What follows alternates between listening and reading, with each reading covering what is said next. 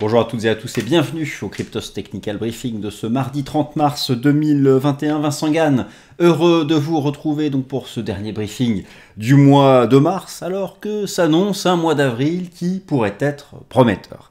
Bref, nous allons donc en parler, mais je vous rappelle donc brièvement le principe de cette émission, tour d'horizon technique de 4 crypto-monnaies, Bitcoin, Ethereum. Un petit nouveau fait son apparition en troisième position, le BNB, qui sera désormais analysé chaque semaine en troisième position. Et donc, en quatrième crypto-monnaie analysée cette semaine, c'est votre choix. Vous l'avez choisi en participant au sondage dont le lien se trouve dans la description pour le sondage de la vidéo de la semaine prochaine. Mais cette semaine, vous avez choisi VeChain, donc qui sera analysé en quatrième position. Alors, parlons peu, parlons bien, parlons tendance. Parlons tendance haussière des crypto-monnaies, mais après un mois de mars, ma foi, finalement un peu terne.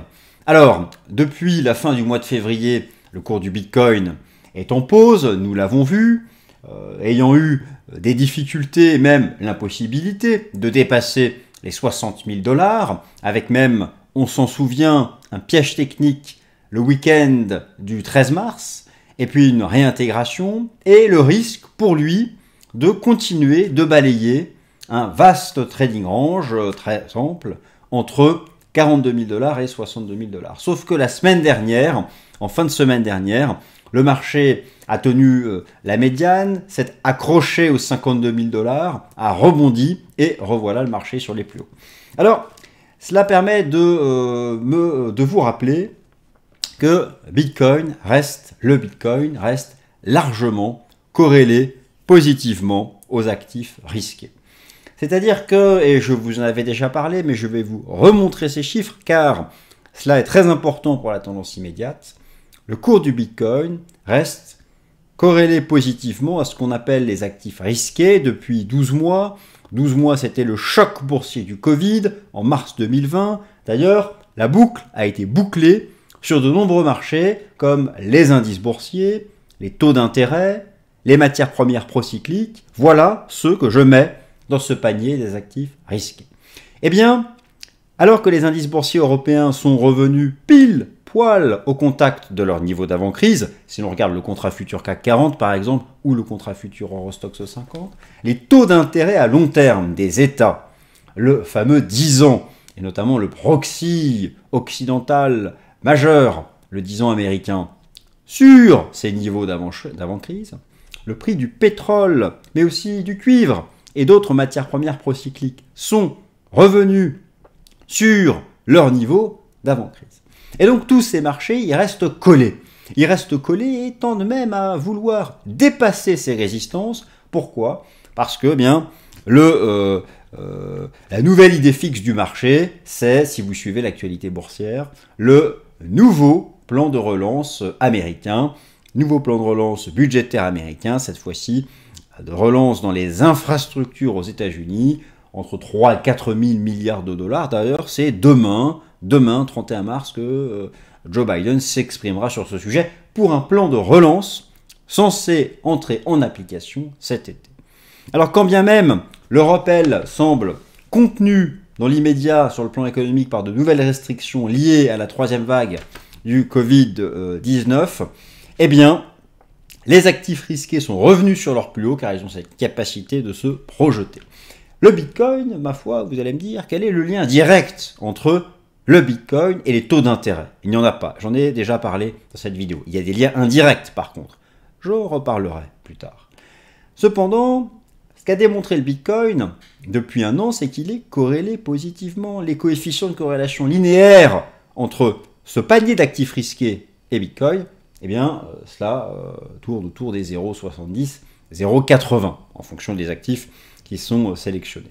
Et donc, revoilà Bitcoin tout en haut. Et c'est l'or, l'once d'or, les métaux précieux qui en pâtissent, car eux, c'est le contraire. Ils souffrent de la remontée des taux, ils souffrent de la remontée des actifs risqués.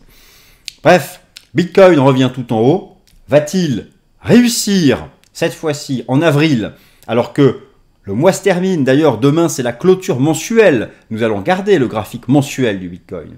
Alors que le mois d'avril va commencer, Bitcoin va-t-il réussir enfin a dépassé cette zone des 60 000, 62 000 dollars, eh bien, figurez-vous que un certain nombre d'éléments rendent probable cette hypothèse, à commencer par quelque chose de simple, ce qu'on appelle la saisonnalité, c'est-à-dire la performance moyenne des différents mois. Le mois d'avril, depuis 60 ans, est le mois le plus performant pour les actions américaines, selon le proxy du S&P 500. Le mois d'avril est un des mois, en moyenne, les plus performants pour le cours du Bitcoin. Cependant, un mois d'avril peut s'écarter de la moyenne. D'autre part, pour le Bitcoin, le nombre d'occurrences est réduit. Bon, concrètement, sa cote depuis 2010, c'est vraiment à partir de 2010 qu'on a un début d'historique et d'échange de volume qui commence à ressembler à quelque chose. Donc nous n'avons pas tant de mois d'avril que ça. Une dizaine, une douzaine, on peut faire une moyenne et oui, effectivement, c'est une bonne période. Bon.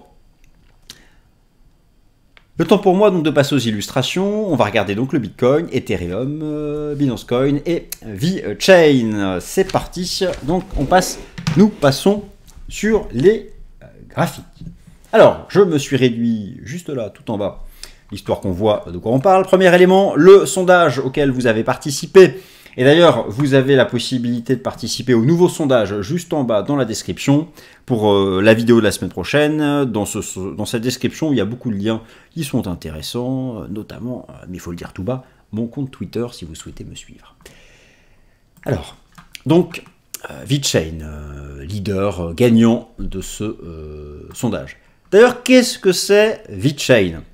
Eh bien, je vous invite à consulter les fiches valeurs cryptographiques de Cryptost, vraiment bien faites sur ce sujet. Vous avez donc ici tous les détails à propos de VeChain, mais je crois que désormais, il faut dire... alors c'est autour de la traçabilité, toutes les explications sont là, et voilà, maintenant il faut dire VeChain Tor. Bref, on va regarder le graphique tout à l'heure, mais voilà en tout cas de quoi vous informer sur ce sujet. Sans transition, passons au Bitcoin. Le Bitcoin, vous l'avez ici. Plus précisément, vous avez le contrat futur. À gauche, les bougies japonaises en données hebdomadaires en échelle logarithmique. À droite, les bougies journalières en échelle linéaire.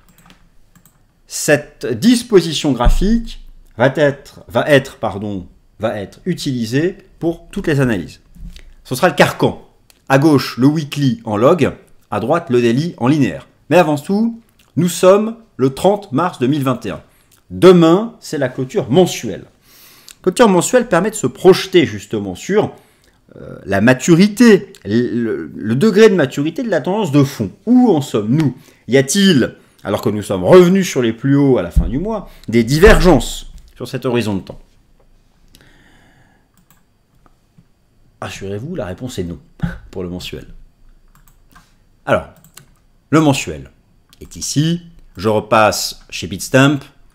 Le mensuel, j'ai toujours moi en tête, et j'utilise pour ça le RSI mensuel, qui bute à proximité des 100 à chaque fois, qui à chaque fin de bull run nous fait des dives. Et bien là, certes, nous nous approchons de la résistance, mais nous n'y sommes pas encore. Je pense que nous y serons à la fin de l'été. C'est là où des divergences apparaîtront. Mais ça, c'est mon scénario personnel, que le point haut sera fait autour d'août-septembre pour le bull run actuel. Mais en tout cas, pas de div sur cet horizon de temps. Lorsque la clôture mensuelle sera fixée demain, il ne peut pas y avoir de divergence. Très bien. Maintenant, revenons donc en données journalières, mais ici sur le futur, à gauche en log et à droite en linéaire. Je m'inquiétais, rappelez-vous, d'un risque de voir une divergence technique potentielle baissière sur le RSI hebdo être active, c'est-à-dire, selon le schéma du printemps, de l'été 2019, briser 70. C'était le risque. Et d'ailleurs, si la semaine dernière, le marché avait clôturé au plus bas, si le marché avait clôturé sur les 52 000 $, la divergence baissière weekly était active. Eh bien, regardez comme c'est précis et que ça marche bien. Eh bien, non, le support a encore tenu. nous avons donc un trading range du RSI au-dessus de 70, c'est l'indication de la force de la tendance haussière. Donc ce n'est pas la semaine dernière n'a pas activé la divergence baissière weekly. Elle est là, elle reste potentielle et je pense que viendra le moment où nous la quitterons par le bas, cette zone surétendue à la hausse, pour entrer vraiment dans une correction ou un range, un retour à cette trendline. C'est ça, viendra ce jour où nous reviendrons à la trendline de long terme en log, encore une fois, mais la semaine dernière n'a pas donné signal. Est-ce que c'est cette semaine qui va donner le signal ? A priori, c'est pas parti pour. Alors, le marché crypto est revenu tout en haut, Bitcoin aussi. Du fait des corrélations, un certain nombre de choses sont importantes à noter. Tout d'abord, sous vos yeux, un graphique que j'ai déjà partagé avec vous, coefficient de corrélation linéaire, Bitcoin est ce qu'on appelle ici le panier des actifs risqués. Corrélé positivement au pétrole, au taux d'intérêt à long terme, aux indices européens, coefficient de corrélation linéaire entre moins 1 et 1. Bon, lorsqu'on tend vers 1, c'est corrélé positivement. Et justement, les taux d'intérêt remontent. Vous les avez ici, le 10 ans américain qui revient sur ses plus hauts. Les indices boursiers, ici, le contrat futur Eurostoxx 50 collé sur ses plus hauts. Le contrat futur S&P 500 revenu sur ses plus hauts. Donc, les actifs risqués restent bien orientés. Deuxième élément, ce qu'on appelle la saisonnalité. La saisonnalité, la performance moyenne des différents mois, eh bien, le mois de mars a donc été moyen, mais ça saute aux yeux, effectivement, le mois d'avril est un des meilleurs mois en termes de performance pour le Bitcoin sur 12 ans. Et ce mois d'avril, figurez-vous qu'il est aussi le meilleur mois en termes de performance pour le S&P 500, qui reste l'indice de référence de la finance mondiale. Voilà donc ce que nous devons savoir, et finalement cela dresse un tableau plutôt favorable pour la suite de la tendance. Alors ne nous emballons pas pour autant. Malgré tout, il est vrai donc que la semaine dernière, en journalier, Kijun-sen, j'en avais parlé je crois, était un pivot très important. C'était ce Kijun-sen. Alors, je vous rappelle brièvement ce que cela représente dans la structure de l'Ishimoku, la moyenne arithmétique du plus haut et du plus bas sur les 26 dernières périodes. Dans le système Ishimoku, la tendance est vraiment définie par cette association entre le nuage, donc Kumospan A et Kumospan B, et le Kijun-sen, 50% de retracement sur les 26 dernières périodes. Eh bien, depuis le dépassement des 10 000 $, elle tient à chaque fois, elle a tenu, et j'ai un sentiment, en termes de comparaison, que nous avons vraiment reproduit ce qui s'était passé ici le 27 janvier 2021, où je vais zoomer, avec une petite cassure à la marge, avalée dès le lendemain, avec un rebond du RSI sur 50 et ça repart, et la semaine dernière, eh bien, le marché a fait une petite cassure à la marge, avalée le lendemain, avec un rebond du RSI journalier sur 50, ça a tenu. Alors, sommes-nous repartis en tendance, avons-nous donné maintenant le signal de nouveaux records? Certes, le mois d'avril est attendu positivement, certes, les actifs risqués sont bien orientés, mais le mois d'avril, déjà, il n'a pas commencé et c'est long, un mois. C'est long.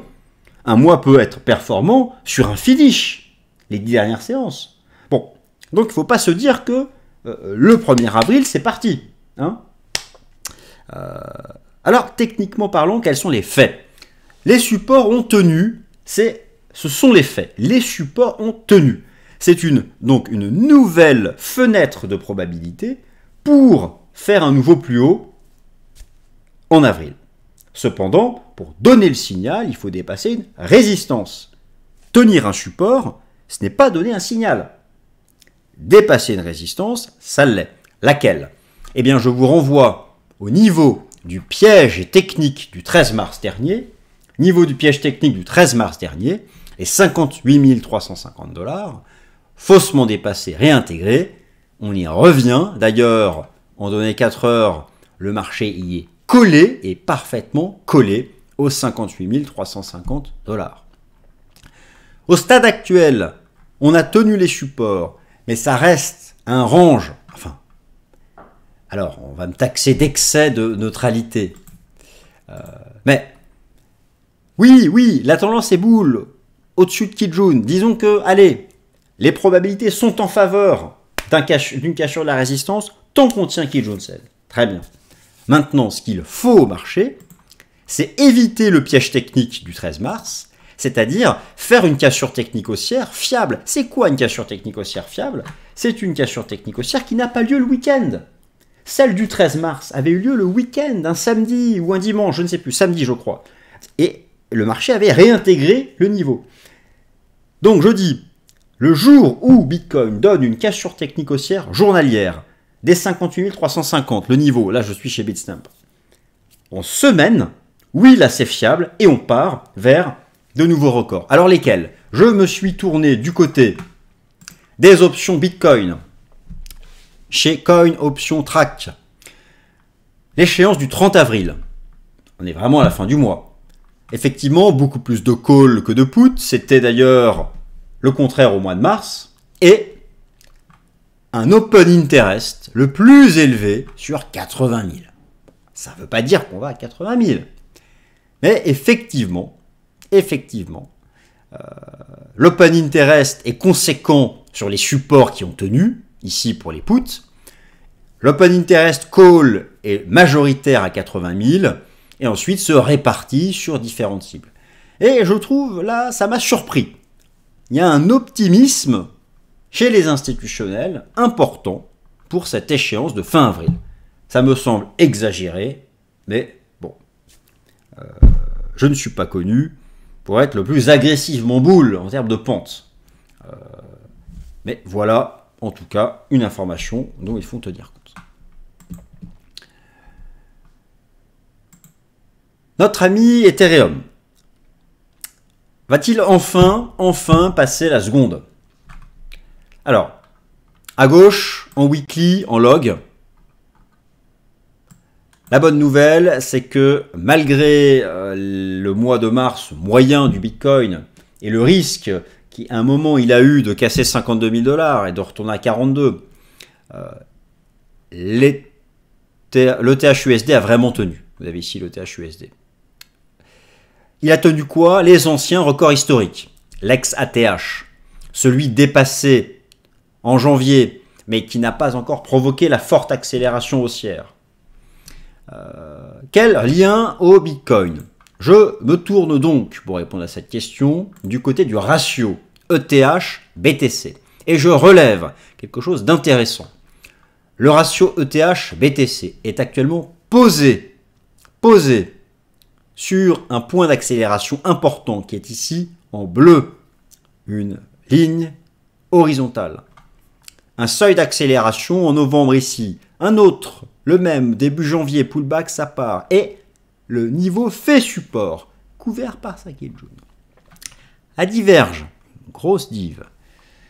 Techniquement, la base, le socle est présent pour une accélération de TH-BTC et à ce moment-là, d'une entrée en surperformance d'Ethereum vis-à-vis du leader.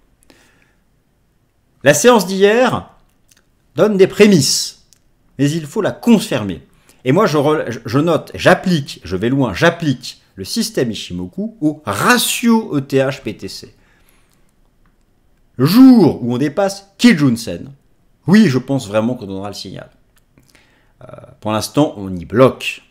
Donc, la séance d'hier, la divergence, un certain nombre d'éléments portent en eux, des pré-signaux de surperformance, mais pour le moment, non. Pour le moment, d'ailleurs, c'est un range. Il y a une sorte d'équilibre des forces, et ça reste un range sur ETH-BTC. Mais, voilà, il y aurait, avec un énorme T, des premiers signaux de quelque chose qui, à la fin, pourrait ressembler à ça. Et donc une vraie surperformance d'Ethereum, qui se fait attendre,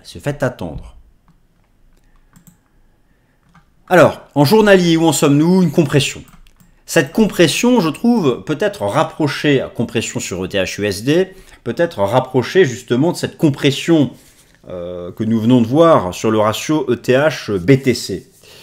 Une double sortie haussière sera vraiment un signal. Donc, ETH-BTC, ça reste neutre, on s'accroche au nuage journalier, mais il faut quitter cette compression chartiste pour enfin accélérer, à suivre donc une ligne de tendance chartiste, du chartisme, ma foi, assez basique, mais la compression est belle, elle se construit depuis quasiment le début de l'année, bon j'exagère, depuis début février, 2 mois de compression, on en sort par le haut, je pense que nous aurons le signal de surperformance. On n'en sort pas, on n'en aura pas, le pire, on sort par le bas, bon bah là, bye bye, pour un temps, la surperformance et le rattrapage d'Ethereum.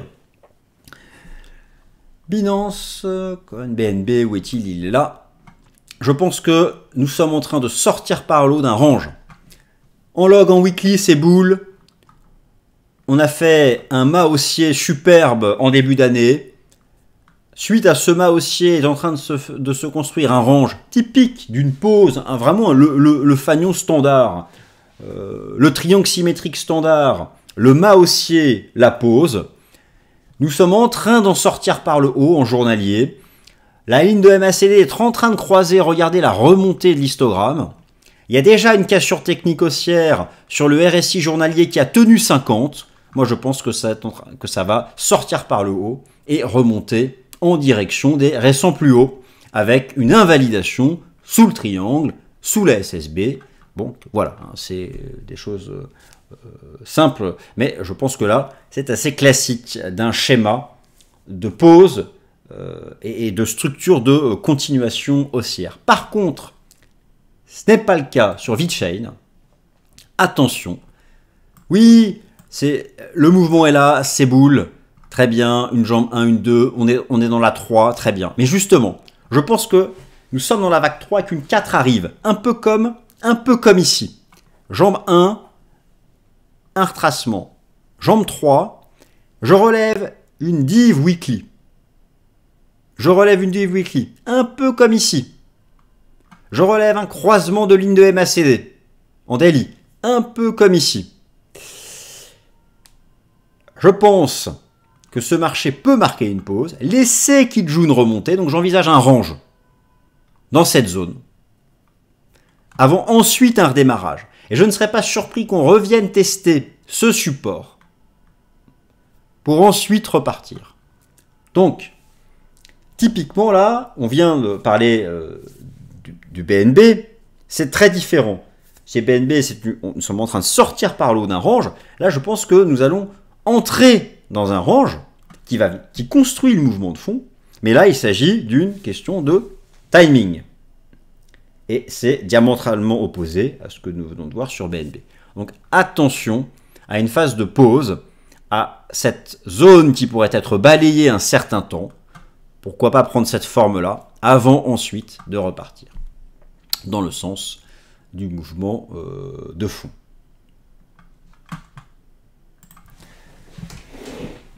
Ainsi s'achève cette vidéo, j'espère qu'elle vous a plu. Si c'est le cas, n'hésitez pas à la liker. Le sondage pour la vidéo de la semaine prochaine est ouvert. Quant à moi, je vous remercie de m'avoir écouté et je vous souhaite une excellente semaine.